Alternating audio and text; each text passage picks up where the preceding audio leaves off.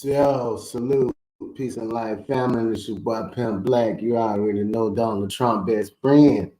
We are in the building, family. This is the Black Daddy Entertainment Production. You already know this is the True Podcast, family, and we are. Yeah, I said we are back where we're supposed to be. Listen, family, salute to each and every last one of y'all. Follow us, follow us.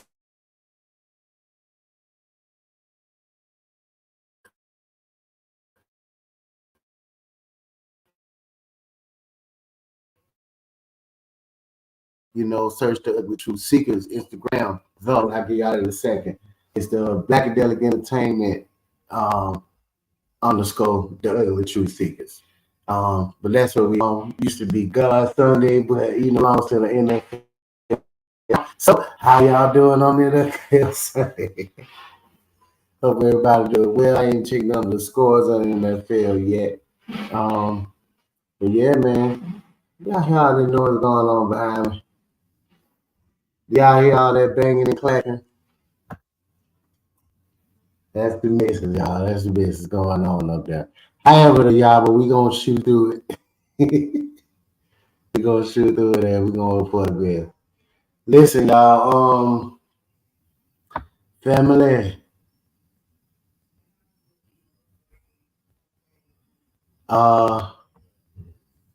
Yeah, man. I wanna. Y'all see what the title is of this World War III. It is happening right now, family. World War III is going on live as we speak. Yeah, man. So before we begin, going to talk about it a little bit. Here's the minister.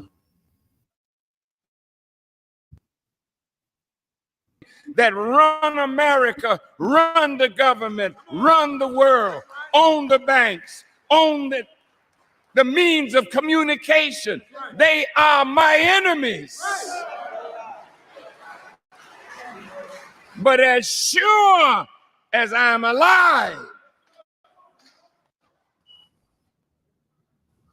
my enemies will be made my footstool. And so will yours. So that's a good question. Is this justice or hate right now? What we seeing? Is this justice or hate? What's going on between Israel, Palestine, and Hamas? And see, the thing is though.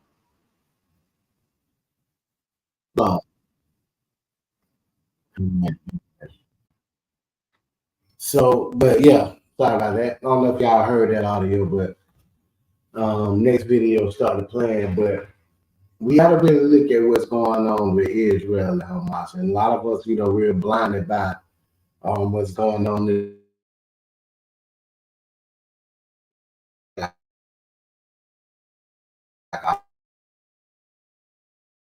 I always say we have an entertainment horse mind, but see, I want to, make sure my people understand exactly what's going on and what we're facing with Israel, Hamas, and Palestine. And things are really heated right now. So here's the deal, right? We got Israel, Hamas, in this major standoff. See, Hamas wants to control Gaza, which is seen by many, including Israel and the U.S. as a terrorist organization. And they've been launching rockets into Israel, claiming that it's in response to the ongoing occupation and what they see as oppression. Now, Israel, in turn, has hit them back hard with airstrikes, claiming they targeted Hamas militants, but often, causing civilian casualties. Now, it's a vicious cycle, and the innocent folks, the people in the middle are the ones that's really suffering big time. If I'm not mistaken, it was 700 or so that died over the weekend due to bombing. So, and this creates a big humanitarian crisis. In Gaza, we know is in dire straits right now. I mean, the blockade that led to the shortages of the basic needs. I mean, think food, medicine, clean water, and these living conditions. I mean, they're brutal. They can be brutal, and people there are really feeling the squeeze. Protests erupts and tensions flare as folks demand their rights, and their freedom, and which, people should be just due for that, right? Now, the global reactions to this, the world and the reactions are mixed. I'm sure a lot of y'all, but some countries back Israel right to defend itself, while others call for an end to the violence and a push for Palestinian rights. Now, you already know social media blowing up with the hashtags and the activism. It brings more eyes to the situation, but and especially among younger folks, which is a good thing, because a lot of younger generation not really involved in if that's the future of the nation, of the world, within the nation. And that's why we're looking ahead. So where do we go from here? It's a lot of talk about peace talks and two-state solution, but it feels like we're stuck in a constant loop. I mean, this cycle of violence is need to break, and that starts with a dialogue and understanding, from both sides. Um, no matter what side of the fence you on with this. Uh, but like I say, family, at the end of the day, I think it's all about human lives. Both the Israelites and Palestinians, they deserve safety.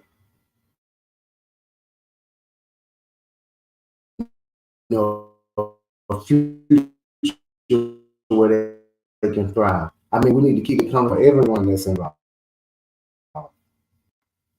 Um, and speaking of everyone that's involved, um, I want to talk about the United States and how there's such strong bond with Israel. Um, so the United States has such a tight relationship with Israel, and it's like a friendship, right? That's been going on for decades, and it's a lot to unpack.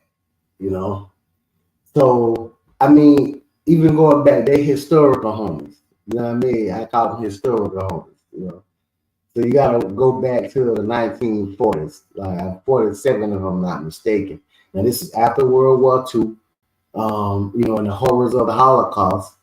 The U.S. was all about, um, supporting the creation of Israel. And they recognized the need for a safe haven and, for the Jewish people. And, that's a serious bond right there, built on history and, shared struggle. And the democracy vibes in there. I mean, check it. He's like Israel is like the only real democracy in the Middle East, and the U.S. loves that. We're talking about freedom, human rights, and elections and all of that. It's like having our twin or the political buddy, who vibe with the same values. And the U.S. want to support democratic nations, and Israel, kind of fits that bill. And that makes them a security partner, because the Middle East can be a hot mess. And with the conflicts and all kinds of chaos, the U.S. sees Israel as a crucial ally in keeping things stable. They share intel and work together to tackle threats, especially from groups like Hamas and Hezbollah. It's all on that face of danger, And then that's what we come now. Hold on now. Don't get me wrong. Israel has one of the strongest militaries out there. Protect and defend. But see, the U.S., with military aid and support. And in return, they get to learn, from Israel's cutting edge strategies, and it's kind of like a powerful duo, if you will, But, they give up their cultural connection, you know what I mean? But with, speaking of the cultural ties, it's a big Jewish community here in the U.S., and that they feel a strong connection to Israel. I mean, the connection influences American politics, public opinion, creating a supportive vibe for Israel, and it's about family ties and a shared heritage. You know what I mean. Um, and then as far as lobbying go too, as well as far the U.S. and Israel relationship, you got to give a shout out to groups like APEC. That's for those who don't know what it means. That's the American Israel Public Affairs Committee. I mean, these folks were major players in U.S. politics, and they was pushing for strong ties between the two countries. They were pushing for those ties between the two countries for a while, and they got some real serious influence. And they all about making sure Israel gets the support it needs, and which is why that group as far was created. Um, so, but like in summary, our relationship with them, we protect and we love Israel for a bunch of reasons. Like I said, it's historical bonds, the democratic value connections, and the powerful lobby. And it's a complex relationship, but you can see why they got each other's back. Through it all, wrong or right. We see why they got each other back. Um, on another note, man, that boy Diddy. Shout out to the Diddy. Did he do it? I guess so. What's going on with Diddy, y'all? So for y'all that don't know, here's the deal. Sean Diddy Combs was arrested, and it's a big deal in the streets. Diddy faced some serious charges, including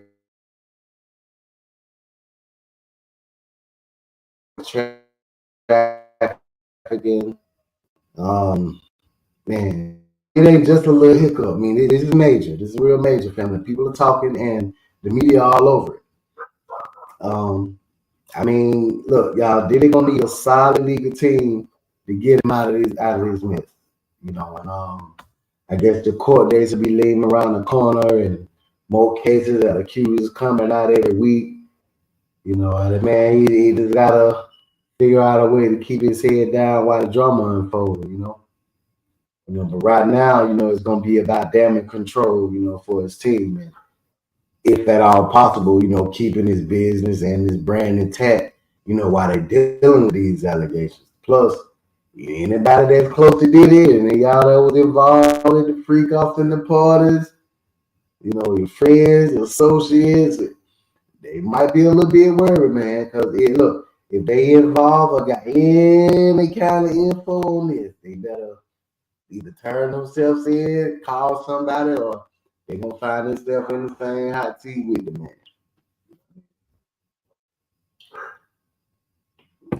But see, even that can go so many, right? Because see, the thing is, a lot of us on the outside looking in, we hypocrites because this is a culture. Now it's a culture around here for sure. He known for throwing the wild parties, these lavish events, where everybody living it up. But here's the thing: these party scenes and the freak out, they can get crazy. There's parties inside of parties, and when you mix the drugs and alcohol and fame and the vibe of the freak offs, hey, look, it turned dangerous real quick. I mean, people might think they having fun, but sometimes when the boundaries get crossed, and then that's when the trouble starts. I mean, it's easy to get caught up in the moment and forget about consequences, but it's all about the good time until somebody get hurt, right? Or until something go down that shouldn't have went down with somebody it shouldn't have went down with, right? Yeah, we all know. We all been fighting them demons and temptation, right? But see, here's the real talk though, right? That none of us that's judging him wanna have. Everybody got their demons and temptations. I ain't saying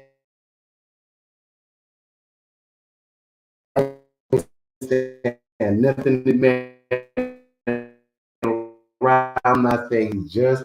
I'm not saying he should be found innocent of anything. But what I'm saying is for gambling or whether you out here hustling, trapping, selling drugs, or or anything else. Look, we all face moments where we can go down the wrong path, and it's crucial to find strength in the right places.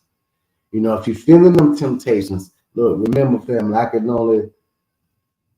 I can suggest and I can implore and I beg you to remember to turn back to what matters, family. And that's your family, that's your friends, and that's faith. You know, somebody should have told somebody need to be telling Diddy this, right?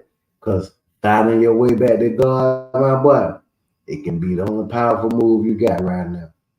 Because they say a man gain the world and lose his soul. And it's all about recognizing the signs, my boy. Because getting support from the real people who care and not being afraid to just seek help when you need it, that's the real test, my boy. You know.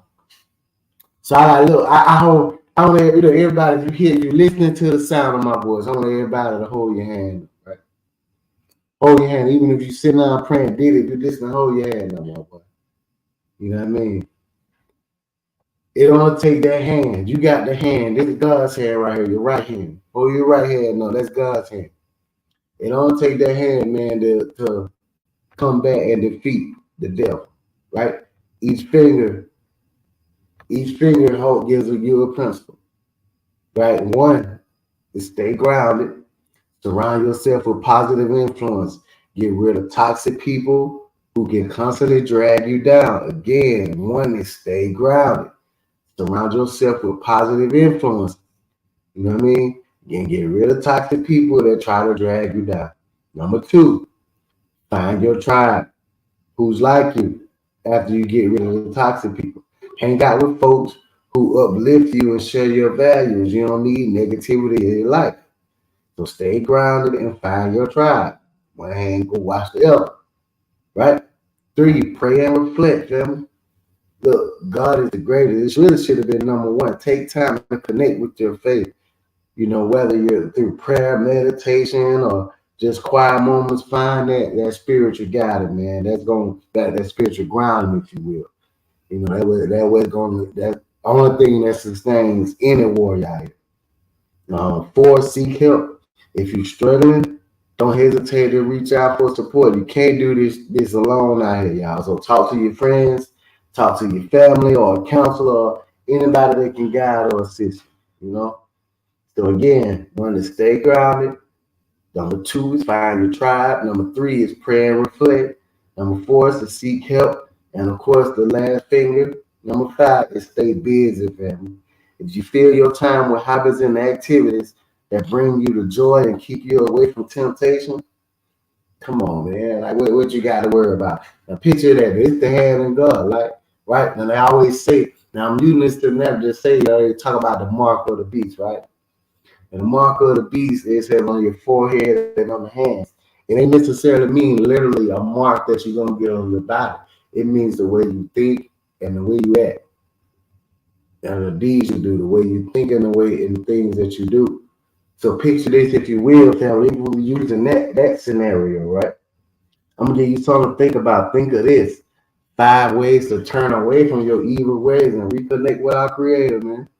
Stay grounded, find your tribe, pray and reflect, seek help, and stay busy, man. Light work. You got no room. There's no room, you know what I mean, if you can get through that. There's no room, no reason why, you know, you should, you should have any issues and stay in the course, if you will. So I just hold it down, man, and try to trust in the word, trust your process, man, and head back to God, head back to the Bible. Yeah. Yo, yo, before I bounce up out right, y'all catch the finale.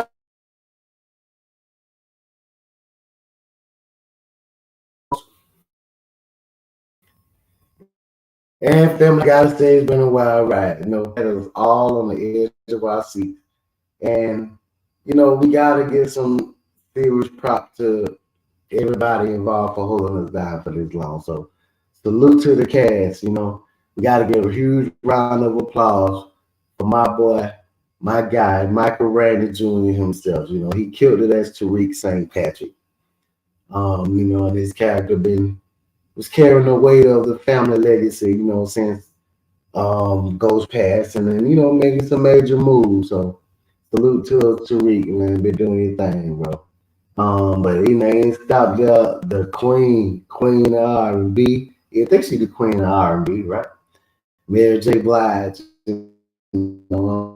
she killed it, man. This moment Tahada, her performance was on point. Um, and of course, let's not forget that boy Method Cal, Method Man. You know what I mean? Davis McClain, but was speaking them bars and keeping it real in the courtroom. You know what I mean? So shout out to Method Man. Everybody, man, shout out to Latoya, playing Diana Tahada. You know, shout out to Berto, playing Walt, man. Shout out to everybody, man. Kane Tahada.